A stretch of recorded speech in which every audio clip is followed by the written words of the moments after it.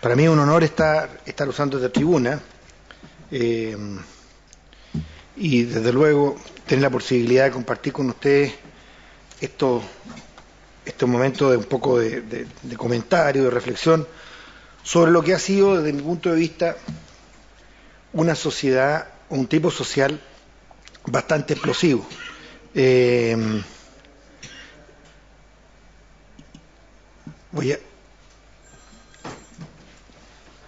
Una cosa muy importante y que se enseña en Francia, que siempre se habla del tipo social o empresa y tipo social para los efectos de configurar, ¿no es cierto?, lo que es la relación o la mejor relación entre el tipo de empresa, entre el mercado donde está operando la empresa, la forma de llegar al mercado con los bienes y servicios, tener el mejor modelo de gestión y comprometerse de esa manera con los proveedores a tener la mejor relación.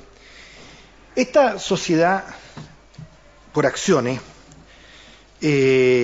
podríamos decir que fue en un comienzo estructurada según lo que se conversó en el momento en que esto se estaba gestando, como un tipo de sociedad que iba a absorber esa necesidad de apalancamiento, de crear una empresa de capital de riesgo. Tuvo como principal objetivo justamente eso, fomentar la industria de capital de riesgo, buscar nuevos emprendimientos, fortalecer la seguridad, ¿no es cierto?, que estas personas que reunían este capital para emprender nuevas actividades podían llegar a integrarse al mercado financiero. Estas empresas de capital de riesgo, el año 94 en Francia, el año 2008 en Colombia, en Italia el 2006 y en otros países similares que tenían un sistema de economía social de mercado similar al nuestro, el problema grave era la existencia de estructuras sociales muy rígidas. Recuerden ustedes que el año 23, cuando don Luis Claro Solar crea la Sociedad de Responsabilidad Limitada, se sabía que esta era una sociedad híbrida. Los franceses le llamaban Société à moitié chemin, a medio camino, que era una sociedad que por una parte tiene un pleonasmo en la propia definición, sociedad de responsabilidad limitada. La sociedad nunca ha sido de responsabilidad limitada. La sociedad es de responsabilidad completa, responde con todo el patrimonio que tenga, pero son los socios los que tienen una contribución en la pérdida que es limitada. Como quiera que sea, la sociedad en comandita por acciones, que podríamos decir que tendría alguna similitud con esta, y la sociedad anónima, con toda la estructura que ofrecía, tiene una estructura compleja. No ofrece la flexibilidad necesaria para que exista un emprendimiento.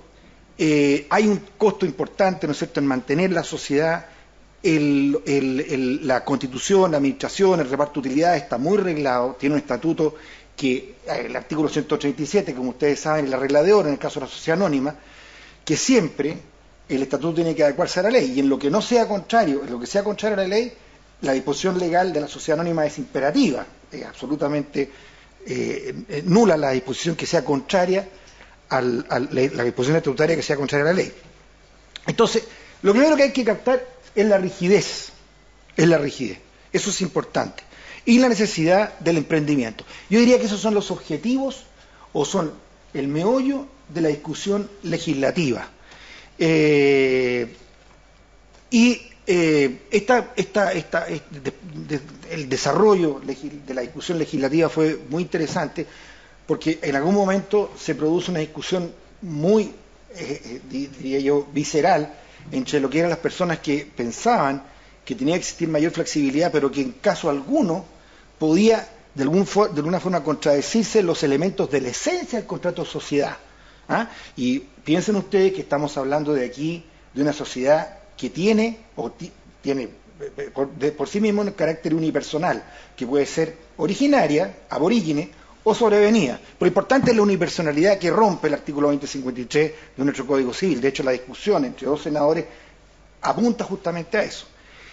Pero finalmente, no obstante que nació como una sociedad de responsabilidad limitada por acciones, cambia el eje del proyecto y definitivamente se transformó, se intercaló en lo que es el Código de Comercio, artículo 424, 446, y se habló, y eso es así, en la discusión legislativa, en la historia final de la ley, que era una empresa para hacer crecer, o como empresa para hacer crecer, ¿no es cierto?, el emprendimiento individual.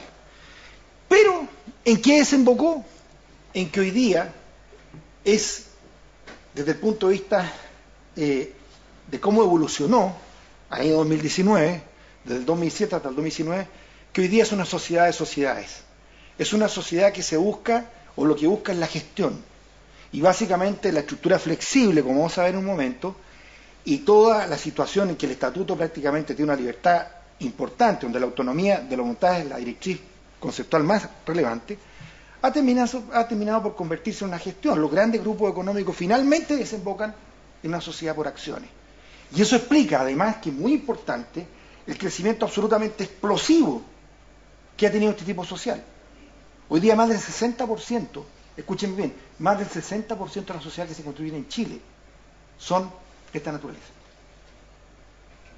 Dejando también, dándole el beneficio también a la empresa individual de responsabilidad limitada, pero que va en un porcentaje de un 50%. ¿Cuáles son los temas que se introducen con esta legislación? La pluralidad, cambia el elemento de la esencia del contrato de sociedad y cambia las formalidades de constitución. De partida, la pluralidad es una cuestión que ya estaba presente, pero no como forma societal, en la empresa individual de responsabilidad limitada, en que nosotros sabemos que la sociedad comandita por acciones podía en algún momento tener un socio que le iniciaba, que era el gestor, y luego el resto de los socios tenía que publicarse la lista de quienes habían suscrito una parte del capital y por lo menos que tuvieran suscrito una cuarta parte del capital. Pero esa sociedad que se iniciaba con un gestor necesitaba, para completar su ciclo legal, de otra escritura en que el gerente declaraba cuál era la lista de suscriptores. Por lo tanto, cuando se habla de que ya existían las sociedades unipersonales, sí, en su origen podía ocurrir, pero no era la idea tan definida que existe hoy día, cuando la ley en el artículo 424 define el concepto social sobre la base de una sola persona, que puede ser natural o jurídica. Y en el caso de la empresa individual de responsabilidad limitada, recordarán ustedes, cuando se produjo el problema, cuando se produjo la discusión de la ley, era muy importante que todos decían, bueno, lo que hemos aprendido en la escuela de Derecho, hemos leído a Savigny, a Aubry y Roe, a Winship, y todos y en todas partes nos dijeron siempre, una persona tiene solo un patrimonio, y las personas naturales no pueden tener patrimonio de afectación. No existe ese desdoblamiento. Ya existía una corriente en Europa, la famosa sociedad de Liechtenstein, donde sí existía la posibilidad de tener una empresa individual de responsabilidad limitada, pero con una cantidad importante de limitaciones, a lo menos en el derecho comparado. Sin embargo, finalmente en Chile se recogió la idea, pero queda como empresa. No es un tipo social, no obstante que las normas supletorias de la empresa individual de responsabilidad limitada son los de las sociedades colectivas comerciales, pero en definitiva siempre es una empresa y se supone que existe además un único representante que es la persona natural, con las limitaciones que ustedes conocen en cuanto al tipo de objeto, etc. El objeto de esta sociedad por acciones es siempre comercial y es importante retener este concepto, porque hay muchas personas que se han preguntado, bueno, estas son entidades formalmente mercantiles. No. Las únicas que son formalmente mercantiles son la sociedad anónima y la empresa individual de responsabilidad limitada. Esta es una sociedad cuyo objeto es comercial, que es distinto. Es distinto. El tipo de actividad que realiza la ley lo impregna mercantilidad. Las otras, a diferencia de un comerciante normal que tiene que hacerse comerciante por la repetición habitual, en los otros casos, ontológicamente, nacen comerciantes, nacen comerciales, nacen mercantiles. Entonces, esta es una cuestión importante, definir que el objeto es lo que impregna la mercantilidad, no la forma del ente. La duración, si nada se dice, ustedes saben que supletoriamente es indefinida, el objeto social no es específico, permite cualquier actividad lícita, a diferencia de lo que es la empresa individual de responsabilidad limitada, en que el objeto se va desglosando hasta que llega a enumerar las actividades, el tipo de actividades que desarrolla. Y en el caso de la sociedad anónima, en que existe la posibilidad de tener objetos u objetos, o sea, se permite que el objeto sea específico, pero puede tener pluralidad de objetos. Cuestión que es importante porque de alguna manera esta cuestión viene a terminar con una polémica antigua que hay en la doctrina comparada, que tienen este sistema, que es la famosa tesis de la ultra vires. O sea, si en el fondo cuando el ente excede el objeto, está excediendo su propia capacidad y por lo tanto los actos, como dicen en Inglaterra, son void, son nulos. No, nosotros sostenemos que aquí hay una inoponibilidad en el caso que se exceda, pero aquí el objeto social, para tenerlo claro, basta con que sea una actividad lícita. No es de objeto genérico, ¿ah? Porque el artículo 404, número 4 del Código de Comercio que está vigente, todavía habla de el género o la actividad de comercio si es que tuviera algún género, si tuviera un tipo de género. Claro, es que tiene que tener un género, si es comercial, tiene un género. Y esto es re importante por los temas de la competencia ilícita y la competencia desleal. Por lo tanto, sí tiene un objeto que no es específico, pero tiene como objeto el cumplir cualquier tipo de actividad lícita. Es amplio. Y se contrapone a la teoría de la especificidad del objeto. El aporte de industria, que es otro tema importante. ¿Y por qué es importante? Porque a nivel bancario, bueno, de partida está el famoso artículo 13, que de tiempo antiguo prohíbe, ¿no es cierto?, la aportación de acciones, de la existencia de acciones al portador o de industria, en el caso de las sociedades de capital, porque lo importante es el aporte que usted hace en capital, no el trabajo.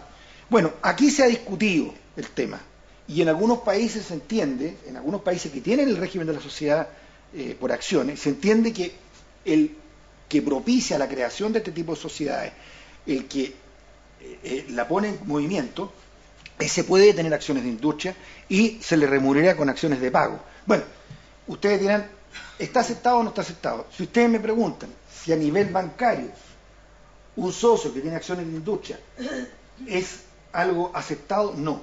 ¿Por qué? Porque se va a las normas supletorias que hacen sombra a la sociedad anónima, a la sociedad por acciones, que son las normas de la anónima. ¿Y cuáles son los tres principios que impregnan el capital en la sociedad anónima?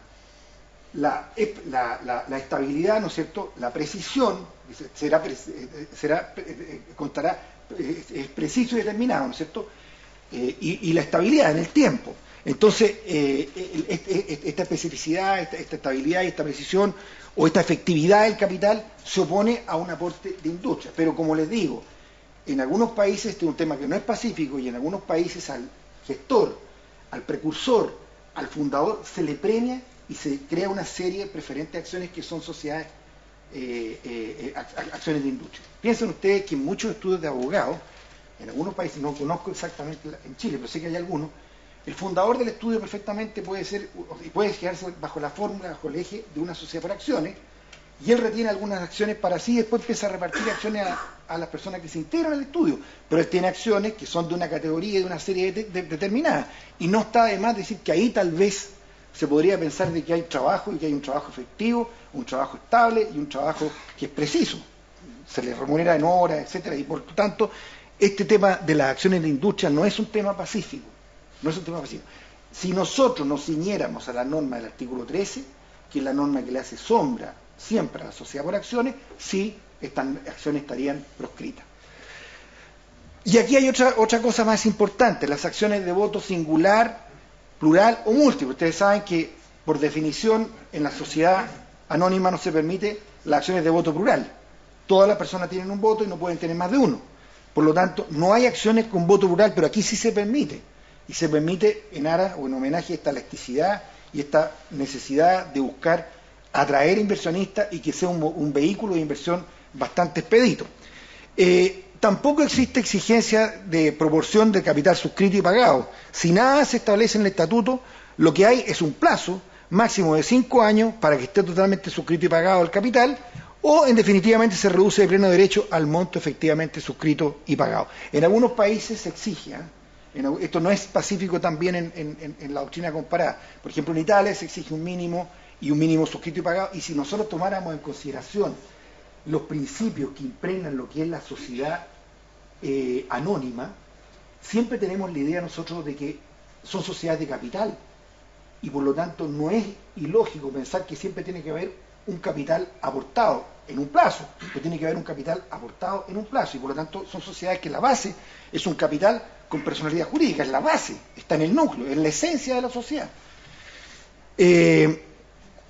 Los elementos estratégicos de la sociedad son sociedades que las normas introducidas primero al Código de Comercio, y lo básico son las normas que, desde el punto de vista de la dicción del artículo 424-446, ustedes van a descubrir que innumerables veces, no más de 9 o 12 veces emplea la palabra deberá, y por lo tanto, lo importante, ustedes dirán, bueno, pero ¿son imperativas o son supletorias, son normas que están por debajo del estatuto? Bueno, acá la norma que habla sobre el estatuto la norma que habla sobre la constitución de la sociedad exige ciertos elementos que están en la columna vertebral del tipo social, pero de ahí para adelante ocupa la voz que lo dice claramente, dice, salvo por lo dispuesto en este párrafo, podrán ser establecidos libremente, cuestión que se antepone a la norma de la Ley de Sociedades Anónimas, que establece expresamente que las normas del estatuto siempre están subordinadas a la ley, ¿no es cierto? Y desde luego al reglamento, pero por lo tanto, aquí tenemos el caso, ¿no es cierto?, de que salvo las disposiciones que vamos a ver, la norma, lo clave, es que siempre está vinculada, ¿no es cierto?, lo fundamental, el pulmón de la sociedad, está vinculado a su estatuto. La sociedad puede nacer, ya desde luego, eso ya lo hemos visto, puede constituirse por una o más personas. La comandita, como decía hace un momento, puede ser formada por uno solo, pero en la comandita por acciones a lo menos se exigía una junta de vigilancia, y la junta de vigilancia tiene que tener a lo menos 3 accionistas que, entre otras cosas, den cuenta de la constitución legal de la sociedad, según lo indica el artículo 475 y 498. Por eso es que es tan complejo estudiar el tema, y ahí viene la cosa más atrayente que tiene este tipo social, que es descubrir cómo se va a reestructurar el concepto de sociedad y los conceptos nucleares de lo que es la sociedad, sin desdibujarla por completo. Si nosotros pensamos en la sociedad y nos remontamos al origen romano que tiene la figura, está el affectio societatis, la actio pro socio, ¿no es cierto?, que son acciones que son connaturales al concepto mismo de la esencia de la sociedad. Y desde luego esta materia ha sido tratada con los elementos fundamentales, constitutivos de la sociedad, que acá, como no hay otro socio, no se puede exigir affectio societatis. El affectio societatis, para que ustedes sepan, tiene un origen muy curioso, porque en el contrato de matrimonio también se exigía affectio maritalis. Entre los cónyuges se podía desaparecer, y el affectio societatis puede desaparecer, pero no se produce la situación. Y lo otro es que la sociedad, si bien es cierto, se constituye con una sola persona, también puede subsistir con una sola persona, y no desaparece como en el caso de la sociedad anónima.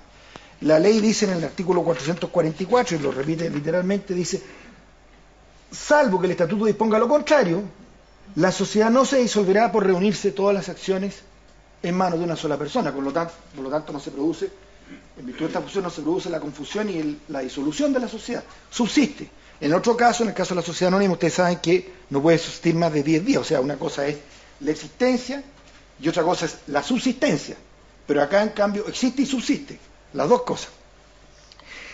El tema de la autonomía de la voluntad como directriz y el hecho de que se empleen normas imperativas en el texto a lo largo de toda la dicción del artículo 424 a 446 es algo que llama la atención, pero lo que es básico es entender que esta sociedad se rige principalmente por sus estatutos, que prevalecen a diferencia de la ley de sociedades anónimas, y en subsidio por las normas de la sociedad anónima cerrada.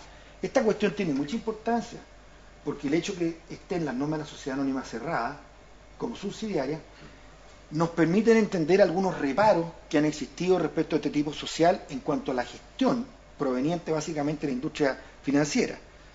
¿Por qué? Porque siempre, por último, se recurre a las normas que son las más al uso, que son las normas de la sociedad anónima, y por lo tanto hay que ver si se ajusta o no. Hay estatutos que verdaderamente son muy exagerados, son muy exorbitantes en cuanto a la forma de constituir la administración, y por esa razón es que nosotros creemos que si bien la administración puede ser versátil, no puede llegar a dibujar el concepto de administración que existe en todo ente social. El sistema de gobierno, el funcionamiento y la competencia de la Junta de Accionistas, los acuerdos, ya se sabe, son por mayoría absoluta y en algunos casos los estatutos pueden decir calificadas. La forma de llevar el registro de accionistas también es una cuestión bastante libre, lo único que se exige es que tenga cierta fidelidad y seguridad.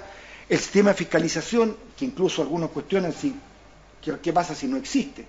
Bueno, lo importante es que el accionista reciba información fidedigna, por esa razón, de toda lógica, existe un sistema de fiscalización. La estructura de capital, la participación negociable y cesible de cada socio, cuestión que ha sido ampliamente abordada afuera, con cláusulas de estilo respecto de qué pasa con estos pactos de accionistas en que limitan la cesibilidad, que limitan, ¿no es cierto?, a un acuerdo previo el derecho a ejercer la opción preferente, o que establecen derechamente una cláusula de inhabilidad que en el tribunal, que en Francia existe solamente por 5 años. También es importante la autonomía de la voluntad en cuanto a las causas, a las cuentas sociales y su distribución, a las causas de disolución y el sistema de liquidación, que lo vamos a ver en un momento. Bueno, ¿qué pasa con las normas imperativas? Aquí nosotros nos encontramos que existen menciones obligatorias en el estatuto solamente en el artículo 425, número 1 a 4, es decir, en cuanto al nombre de la sociedad, con el término de la palabra abreviada, SPA, cuestión que ya venía, ¿no es cierto?, de la ley de saneamiento de los vicios de nulidad de sociedad, el objeto de la sociedad, que será siempre mercantil, el capital de la sociedad y el número de acciones, que el capital es dividido y representado, y la forma como se ejercerá la administración y se designará a los representantes con indicación de quiénes la ejercerán periódicamente en su caso. Ahora, aquí yo los llamo a ustedes a reflexionar sobre lo siguiente, la forma que se ejercerá la administración. Este es un tema muy importante porque yo resulta que puedo recurrir a una administración a través de un directorio, puedo recurrir a una administración a través de mandatario, puedo escoger una forma de administración, puedo tener un gerente. Pero ojo que las normas, que por muy libres que sean, estas se reconducen fatalmente a las figuras seculares del derecho civil.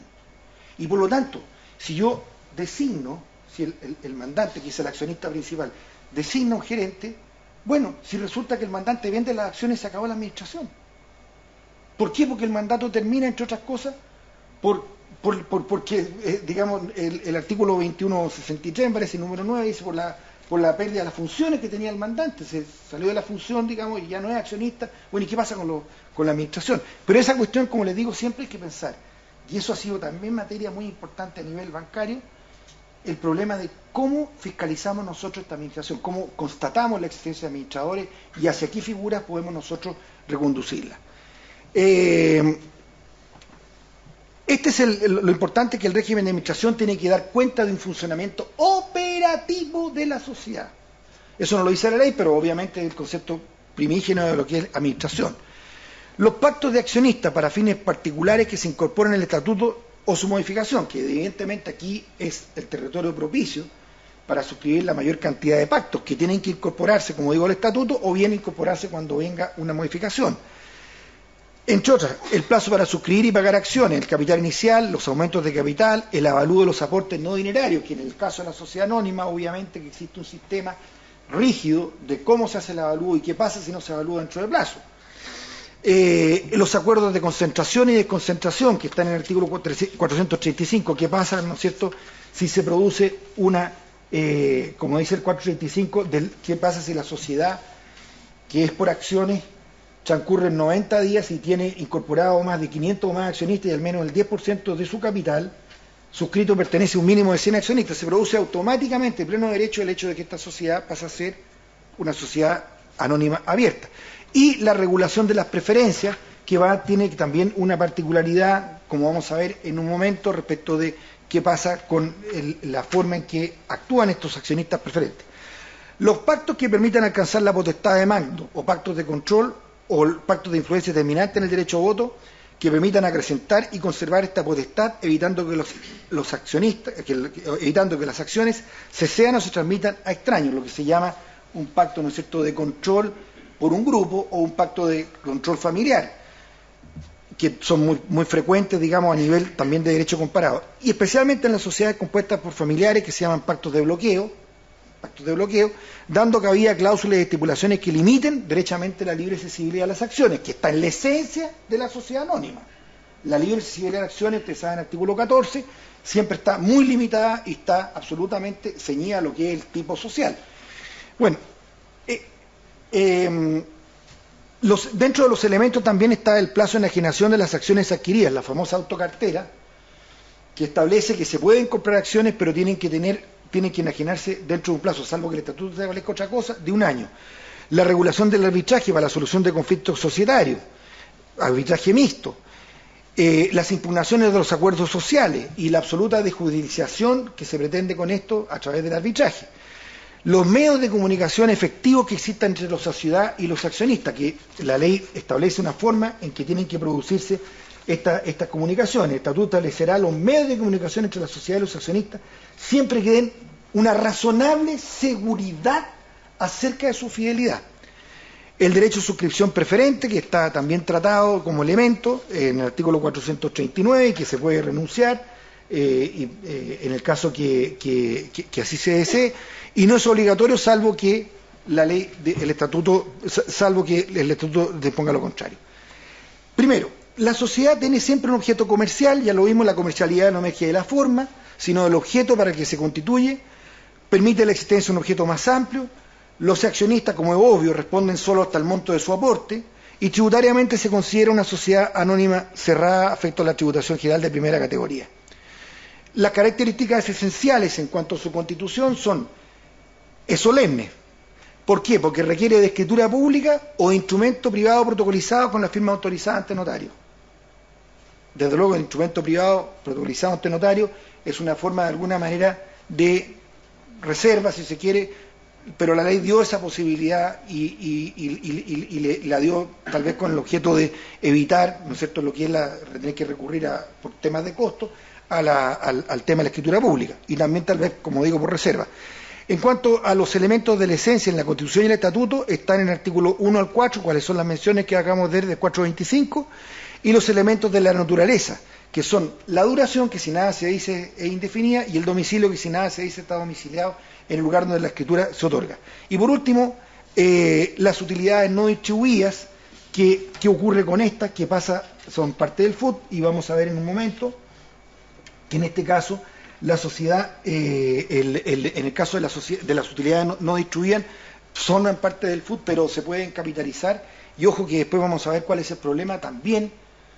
¿Qué ocurre con este tema de las utilidades? ¿Cómo se reparte el capital? ¿Qué ocurre con el concepto preciso del capital en el sentido de las unidades de cuenta que se pueden crear en torno al capital? La publicación, inscripción y constitución de la social es en 1 mes, un plazo bastante caprichoso. ¿Por qué 1 mes? ¿Por qué no los 60 días normales que tenían todos los tipos sociales? Publicación, inscripción, y desde luego la fecha de inscripción se retrotrae a la fecha del acto constitución. Lo mismo, la modificación, escritura pública o instrumento privado protocolizado, previo acuerdo de la Junta de Accionistas, comparecientes, también se puede hacer la modificación, y especialmente cuando hay acuerdo de la Junta de Accionistas, con la comparecencia de la totalidad de los accionistas en la escritura de modificación. Y la transformación opera por el solo Ministerio de la Ley. Lo que no dice la ley es las formalidades y la información que debe darse tercero, pero se supone que aquí sí que rige la norma supletoria de la norma de transformación en materia de sociedades anónimas. Y, como digo, en este caso prevalecen las leyes que rigen la sociedad anónima por sobre el estatuto social, no cabe duda, porque ahí hay una laguna.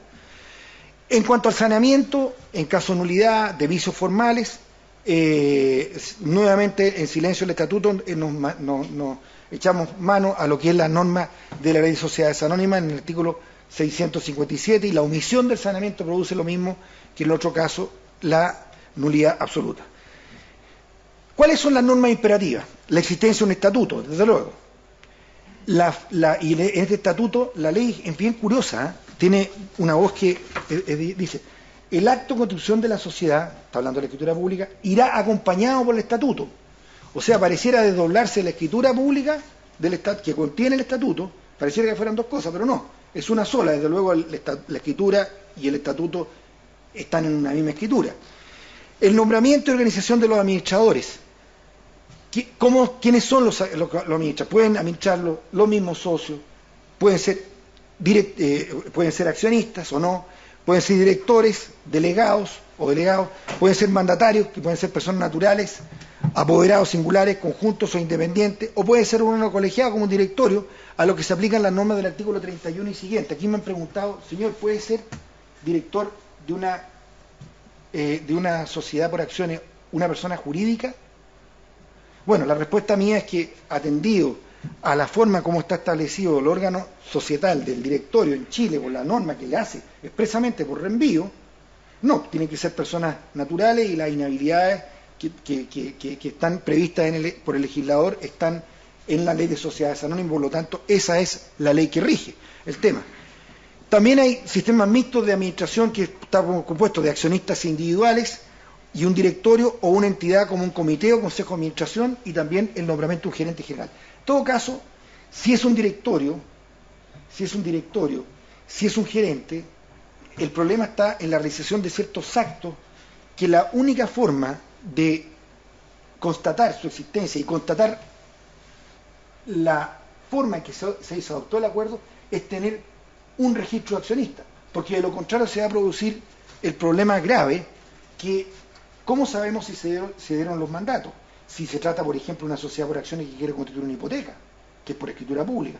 ¿Cómo sabemos si las personas tenían esa facultad? Por lo tanto, tenemos que tener copia fiel del registro de accionistas, ver quiénes son los accionistas, si tenían el poder para dar para facultar al directorio para poder otorgar ese acto jurídico. Y finalmente el directorio que acordó, por ejemplo, constituir una hipoteca, otorgar un aval, como ocurre en el caso de la sociedad anónima, tiene que haber constancia fiel de esta situación, tiene que haber un levantamiento fidedigno de cuáles son esas facultades y quién tiene legítimamente el poder para ejecutar dicho acto jurídico.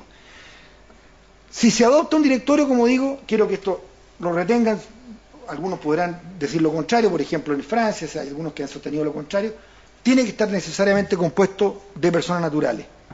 Hay un espacio importante para la autonomía de la voluntad en cuanto a la división de facultades entre administradores y juntas de accionistas.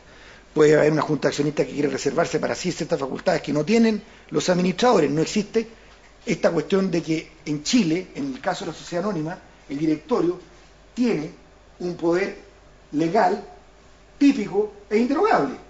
¿Por qué? Porque tiene todas las facultades para representar la judicial y extrajudicialmente, excepto aquellas que la junta de accionistas haya retenido para sí.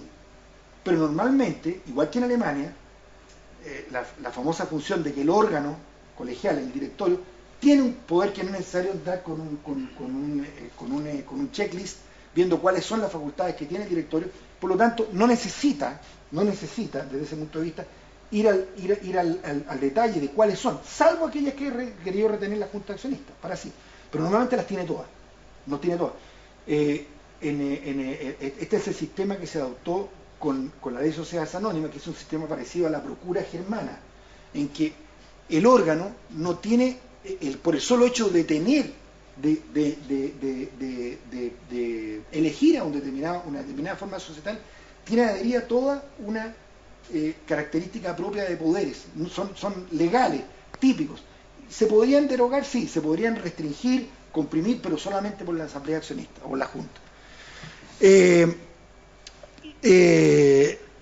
En defecto del estatuto, como digo, se aplica la norma de la sociedad anónima en lo que no sean contrarias a la naturaleza de la ley de sociedades anónimas, cuestión que ha llevado a un comentario que a mi juicio es muy aceptado de un distinguido abogado de un banco en la plaza, el profesor Roberto Tejos, y que justamente estudia en detalle este tema de la administración de la sociedad por acciones, viendo de qué manera este tema de la ley de sociedades anónimas de repente, especialmente tengo ejemplos prácticos de estatutos que se han desbordado derechamente en la forma de administración de la sociedad anónima, y llega a tanto que se desdibuja. Por ejemplo, designan un administrador, y qué pasa en caso de fallecimiento, designan un administrador de la familia, y qué pasa si en la familia no hay acuerdo, designa un tercero, una cuestión que verdaderamente es muy engorrosa. Pero estos son los estatutos que circulan y que se ven frecuentemente a nivel de las fiscalías bancarias.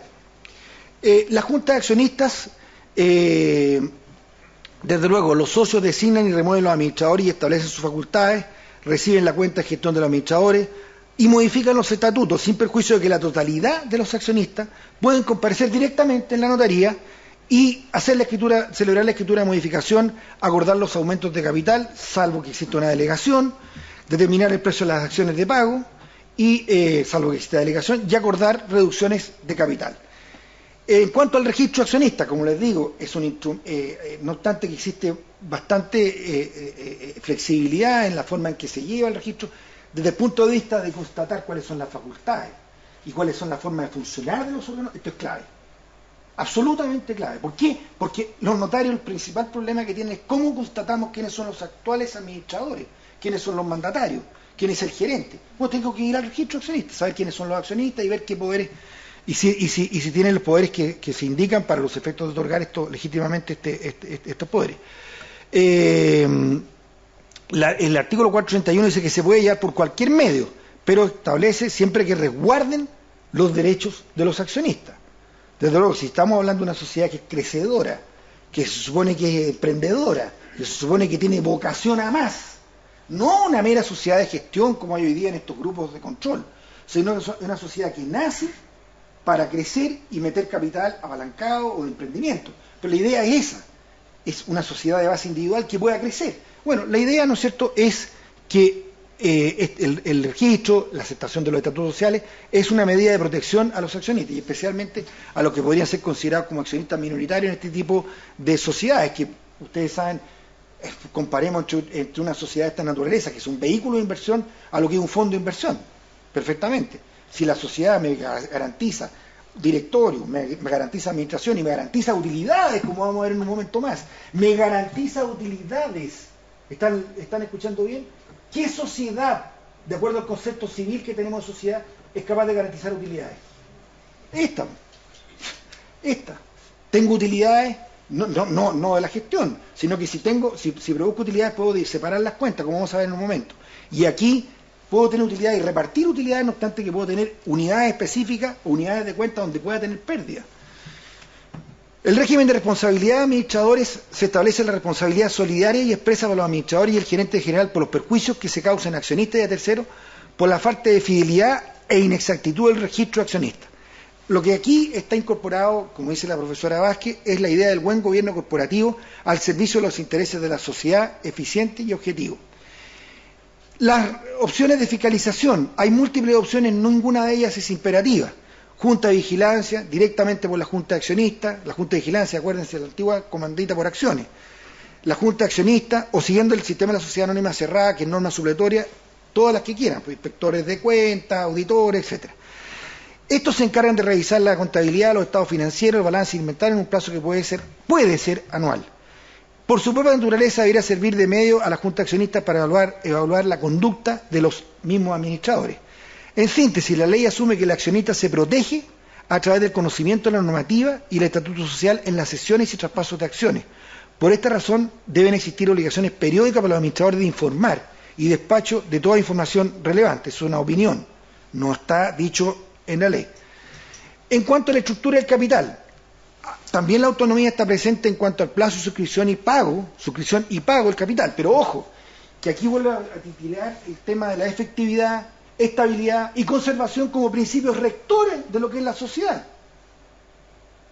Si sabemos nosotros que nunca se ha certificado que el aporte se hizo efectivamente y que se ingresó el capital en una sociedad, contablemente, esa cuestión no es una exigencia, pero obviamente que si nosotros tenemos una sociedad de capital, ojo, de capital, es una sociedad por acciones, de capital, y con todo lo híbrido que puede ser, porque es entre capital y persona esta cuestión también, pero en definitiva, si es de capital, tiene que cumplir estos principios que son los principios directrices, son los elementos de la esencia. Se rige en cuanto al aporte, se rige por el plazo fijado en los estatutos y en su efecto 5 años desde la constitución o bien del aumento. Si el capital no se entera, se reduce de pleno derecho al monto efectivamente suscrito y pagado.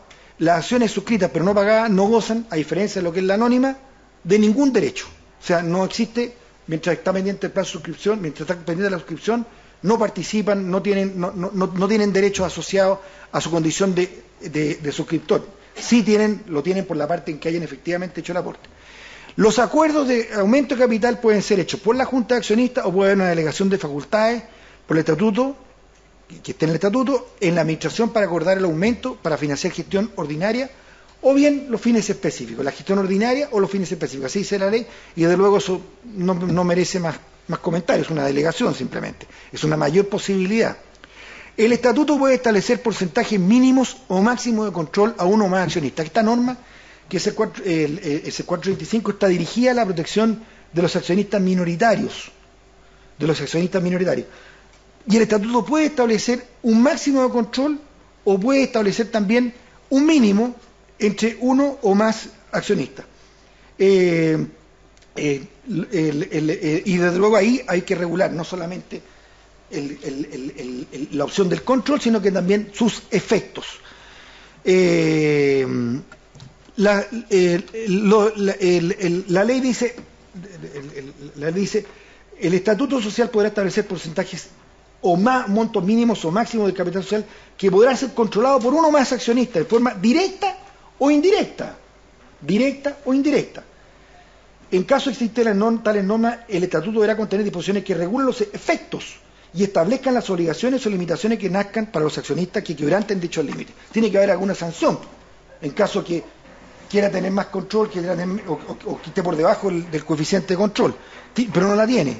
El estatuto tiene que fijarla. El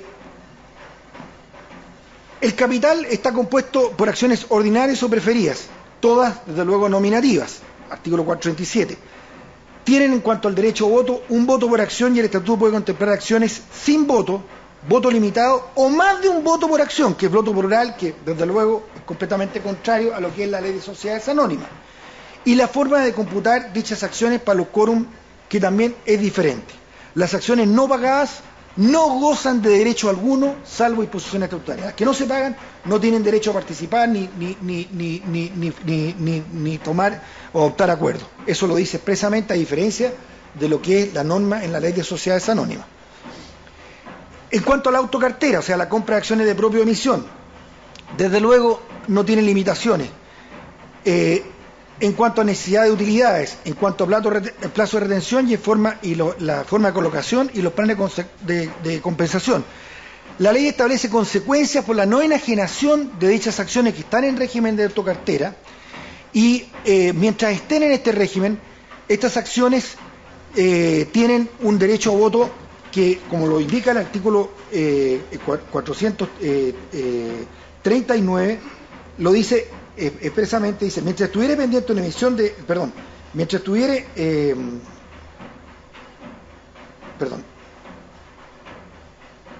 aquí está, dice, las acciones adquiridas por la sociedad deberán enajenarse dentro del plazo de un año, desde que se establezca, o el que establezca el estatuto, es decir, en definitiva, tiene el que fija el estatuto o bien el plazo de un año. Y en este caso, el régimen de autocartera, lo curioso que tiene, y es para las acciones de propia emisión, es que no tienen derecho a voto, no tienen derecho a dividendo, no tienen derecho a preferencia, ni tienen derecho a suscripción en los aumentos de capital. Las disminuciones de capital tienen que ser acordadas por la mayoría establecida en el estatuto, salvo que exista unanimidad. Si hay unanimidad, perfectamente posible disminuir el capital de la sociedad. En cuanto al reparto de dividendos y utilidades, acá es donde empezamos nosotros a tropezar con el derecho civil. Porque nosotros sabemos, por antonomasia, desde que estudiamos el derecho de sociedades, que lo que nos enseñan los primeros artículos del Código Civil que se refieren al tema es la necesidad de que exista una proporcionalidad, ¿no es cierto? Y que un socio o un contrato de sociedad es distinto a un mutuo, es distinto, ¿no es cierto?, a un mandato, es distinto a un depósito. Pero resulta que acá hay la posibilidad de fijar dividendos por un monto fijo, determinado o determinable para una serie de acciones, con preferencia a los dividendos de otra serie de acciones. O sea, son accionistas que van blindados, tienen un escudo. Y van, estos accionistas que tienen esta preferencia, tienen una suerte de coraza que les permite recibir sus dividendos, no obstante que la sociedad pueda tener pérdidas en otros negocios. Caso en que las utilidades no fueren suficientes, se le da incluso el derecho de opción para el accionista de registrar el saldo insoluto en una cuenta, y el efecto es que la sociedad no puede pagar dividendos mientras no se satisfaga a estos accionistas preferentes. En el fondo es muy parecido a un mutuo, porque yo tengo el derecho a recuperar el capital sí o sí, y no hay derecho a reparto de utilidades a los otros accionistas mientras yo no reciba las utilidades que están en la cuenta. Y la otra cosa que es muy frecuente, que es igual que el artículo 69 del Código de la Ley de Sociedad Anónima, es el derecho a retiro respecto a la preferencia, pagando la sociedad el valor de rescate o en su efecto el valor libre de las acciones. Y aquí viene lo curioso, las acciones con resultados en función de cierta utilidad o unidad de negocio o activo específico. Aquí yo puedo separar los activos de una sociedad, separar las cuentas contables y de acuerdo al artículo 443 tener estado financiero por cuentas separadas, resultados plenamente separados, resultados de la unidad que solo pasan a ser generales una vez que se paguen los dividendos específicos. Por lo tanto me estoy generando una suerte de preferencia respecto del resto de los accionistas y tengo el derecho a recibir esta utilidad sí o sí, con las primeras ganancias que pueda recibir la sociedad. En este caso el dividendo se paga aunque el resultado general de la sociedad sea negativo. ¿Ya? Ahora ustedes me dirán, bueno, ¿qué pasa con el concepto de sociedad que hemos aprendido? Bueno, pues esto es lo que en definitiva va a ir separando la sociedad de lo que son el eje de la sociedad, porque la ley lo autoriza, porque la ley entendió que esta es la forma de garantizar una inversión de un accionista que a lo mejor quiere ser una golondrina, presta un capital y después se lo quiere llevar. Y desde luego eso además puede estar contemplado no solamente en el estatuto, está en la ley, y también puede ser materia de un pacto. Ya vimos el establecimiento de montos mínimos o máximos de control para uno o más accionistas, la formalidad respecto de la cesión de crédito, de la cesión de títulos. Lo importante es que es una forma de proteger al accionista minoritario, en que le obligan, artículo 446, a declarar que los traspasos de acciones debe constar la declaración del cesionario en el sentido de que conoce la normativa legal que regula el tipo y el estatuto de la sociedad y las protecciones que en ella puedan o no existir respecto al interés de los accionistas. No sé cómo estamos de tiempo. ¿Ah? Ya. Bueno,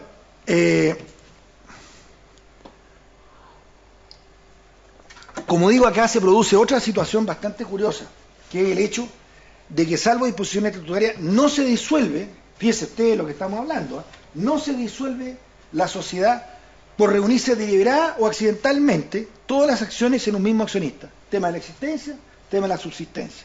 Acá la sociedad existe y subsiste. Y expresamente la ley lo indica y lo señala cuando, ahí está mal citado el artículo, no el 449, creo que es el 4, no dije, 444, perdón. Salvo que el estatuto disponga lo contrario, la sociedad no se disolverá por reunirse todas las acciones en manos de un solo accionista. Cosa que no ocurre, ¿no es cierto?, en el caso de la ley de sociedades anónimas, en que ya lo saben ustedes que por transcurrir más de 10 días, transcurrido que sean más de 10 días, la ley produce automáticamente la disolución de la sociedad. Es un efecto que lo tiene incorporado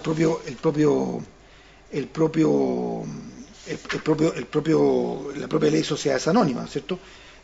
Por reunirse por un periodo ininterrumpido que exceda de 10 días, todas las acciones en manos de una sola persona. La sociedad anónima fatalmente se disuelve en ese caso.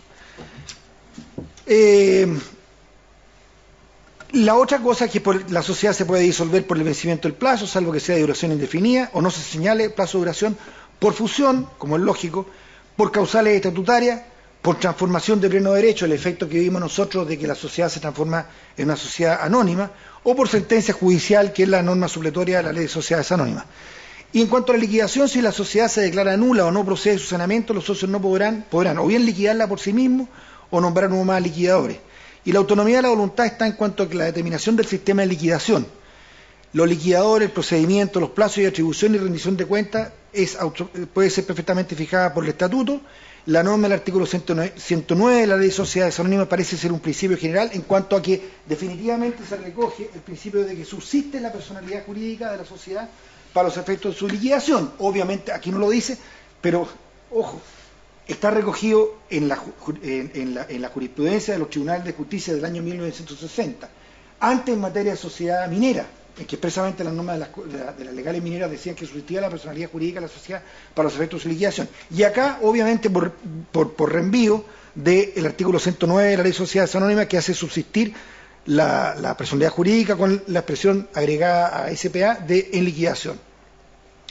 Los conflictos de intereses. Bueno, aquí hay un tema que nadie puede tener el alma partida en dos espacios, ¿no es cierto? Y siempre coexiste la posibilidad que, siendo un único socio, esté el tema de la doble titularidad patrimonial entre la persona natural y la persona jurídica con patrimonio privado, y los conflictos de intereses se pueden suscitar.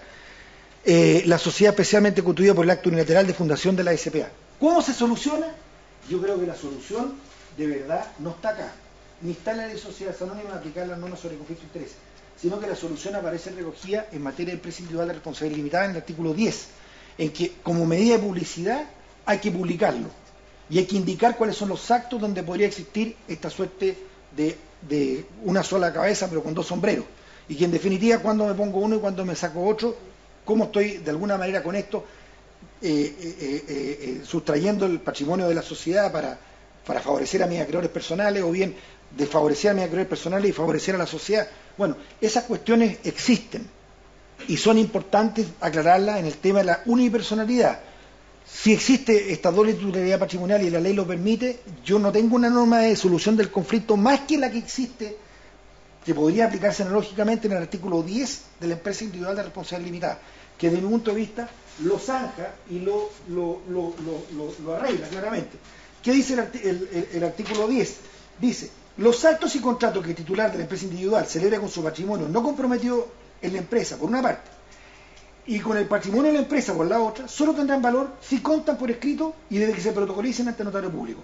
Estos actos y contratos se anotarán al margen de la inscripción estatutaria dentro del plazo de 60 días desde su otorgamiento.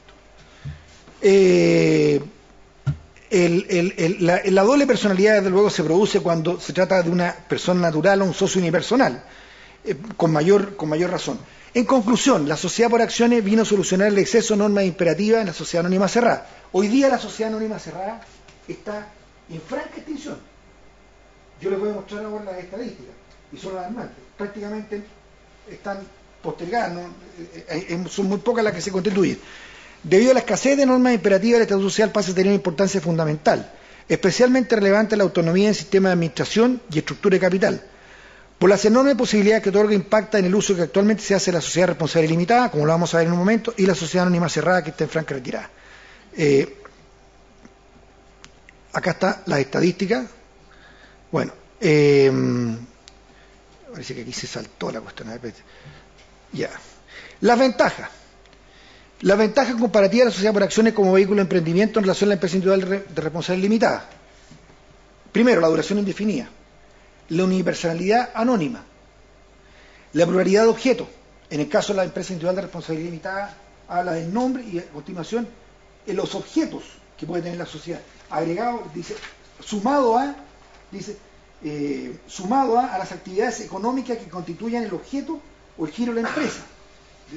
Sumado a las actividades económicas. Si yo me dedico a la pesca, no me puedo dedicar al mismo tiempo al transporte y a la comercialización. Acá, en cambio, se permite la cláusula de estilo, no sé si ustedes conocen, u otras actividades, u otros negocios en la medida que se quiera emprender o las necesidades sociales así lo exijan. Pluralidad de objetos a diferencia de la empresa individual de responsabilidad limitada. Se elimina restricciones en la contratación con el único accionista. Pero, ojo, no existen restricciones, pero la norma en cuanto a la coexistencia de conflicto existe. Y hay que solucionarla de alguna manera. Yo creo que la forma es entregando y transparentando toda la información a los otros accionistas que pueden incorporarse para que estos tengan conocimiento del detalle.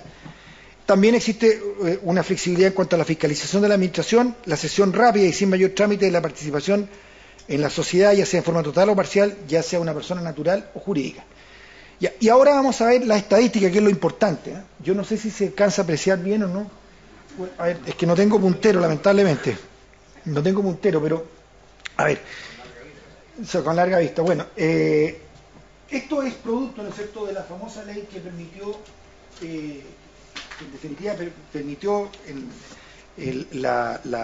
lo primero que hay que decir, que la gran potencia que tiene esta figura y el aumento explosivo que ha tenido, especialmente desde el 2013, o sea, desde el día que se creó este famoso, de que empezó a operar el registro simplificado de empresas, por la ley 20.659, lo cierto es que ahora, desde el 2014, se incorporaron las sociedades por acciones. Y la diferencia que existe entre este tipo de sociedad y otras, vamos a leer estadísticas, en un segundo solamente. En el mes de agosto del 2019 se constituyeron en régimen general, solamente en el mes de agosto, y en el registro de empresas 13.682 empresas. De estas constituciones, el 80,1% se hizo en el sistema de registro simplificado y el 19,9% en el diario oficial. Desde el 1 de mayo del 2013 hasta el 31 de agosto del 2019 se habían constituido 439.616 empresas y sociedades con un promedio de 207 constituciones por día, pensando que son días hábiles. De estas, en el mes de agosto, 10.963 sociedades, o sea, el 14,1% fueron limitadas y el 25,6% empresa individual de responsabilidad limitada y el 60,2% sociedades por acciones. 60,2%. O sea, es una sociedad que, como digo, que tiene un crecimiento explosivo. Y, como digo, el porcentaje 80-20, 80 el registro simplificado de empresas, el 20 el sistema del diario oficial, muestra a las claras que el costo de constitución, el costo de transacción, la facilidad que tiene RUT en el mismo acto y iniciación de actividad en el mismo acto, es algo importante para los efectos de decidir la forma donde quiero constituir la sociedad, sin perjuicio que después, como ustedes saben, por la propia ley 20.659 se puede migrar al sistema del registro del conservador y el sistema normal. Pero mientras tanto, nosotros tenemos que este crecimiento explosivo de este tipo social ha producido el efecto que se pretendía en un comienzo, que era potenciar el emprendimiento. Durante el año 2019 se han constituido 20.052 empresas individuales de responsabilidad limitada y 44.816 sociedades por acciones y apenas 11.000 sociedades de responsabilidad limitada. Les digo el número de la cerrada, 48. O sea, francamente significa de que esta sociedad está sustituyendo a la sociedad anónima cerrada, y no obstante que este es el paraguas donde se pretende asilar todos los problemas que puede tener este tipo social. Sin embargo, esta sociedad anónima cerrada ya prácticamente no existe, o existe muy poco. Bueno, acá está la estadística nuevamente de la empresa individual de responsabilidad limitada. Como ustedes ven, ahí está la variación desde el 2013 hasta el 2013 no existía, incorporada el registro simplificado de empresas, pero el 2014 cuando parte, y miren cómo estaba el 2018, allá arriba, y ahora lo que va el 2019 es la sociedad que más se constituye, y la reflexión me lleva, ¿no es cierto?, a eso, a decir que en definitiva, no obstante que participamos en algún momento en la discusión legislativa de esto, y en una discusión muy acalorada que se produjo entre el senador con el senador Alamán y otro senador Vázquez, parece que era, respecto de la raíz, si mal no recuerdo, pero que era el problema de que este tipo social era disruptivo, porque terminaba por romper el concepto del 2053 del Código Civil del contrato de sociedad. No obstante eso, se cumplió el objetivo.